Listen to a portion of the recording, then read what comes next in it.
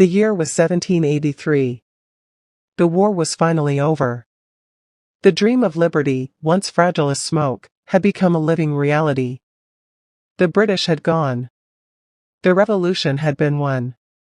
And yet, inside a quiet New York tavern, a different kind of battle was being fought, a battle of the heart.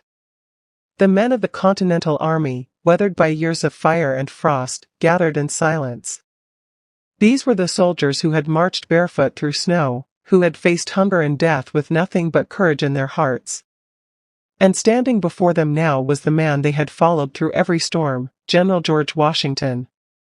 The tall figure of Washington filled the room. He was their leader, their shield, their symbol of hope.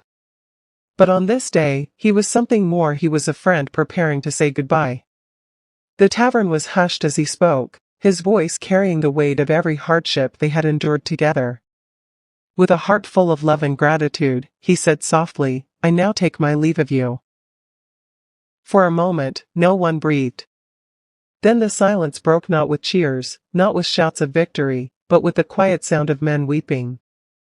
These were warriors who had faced the thunder of battle without fear, yet now, in the farewell of their commander, their strength dissolved into tears.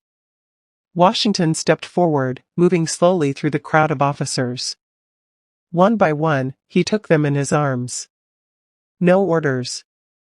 No speeches. Just the embrace of brothers who had shared everything: hunger, fear, triumph, and loss. When he reached General Knox, his old companion from the earliest days of the Revolution, the room itself seemed to hold its breath. Washington wrapped him in a long, trembling embrace. Knox, who had faced cannon fire without flinching, could not hold back his sobs. Around them, hardened soldiers broke down completely, the tavern echoing not with war, but with grief and love. At last, Washington stepped back. His eyes, steady and full of unspoken words, swept across the room one final time. He raised his hand not in command, but in blessing. Then, without another word, he turned and walked away. The heavy door closed behind him. Outside, the winter streets of New York lay silent. Washington mounted his horse and rode into the cold morning, not as a conqueror demanding glory, not as a king reaching for power, but as a man returning home. That moment, that farewell, was greater than any victory on the battlefield. Because Washington could have taken the crown. The people would have given it to him. But he chose something far more powerful. He chose humility.